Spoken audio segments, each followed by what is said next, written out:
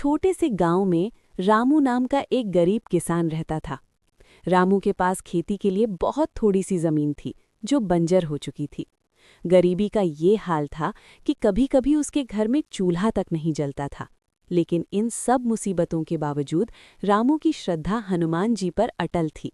वो हर रोज मंदिर जाता और कहता, हे बजरंगबली, मेरे पास देने को कुछ नहीं है, बस ये आंसू हैं, इन्हें स्वीकार करो। एक साल गांव में भयानक अकाल पड़ा। सभी के खेत सूख गए, लेकिन रामू के पास तो बीज खरीदने के भी पैसे नहीं थे।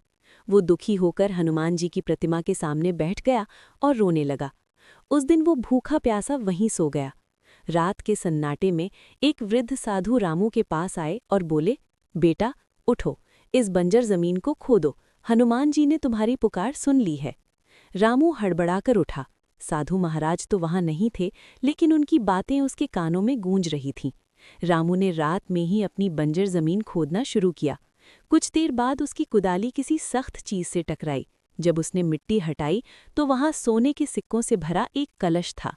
इतना ही नहीं, अगले ही दिन उस सूखी जमीन से पानी का एक झरना फूट पड़ा, जिसने पूरे गांव की प्यास बुझाई। गांव वाले ये चमत्कार देखकर दंग रह गए।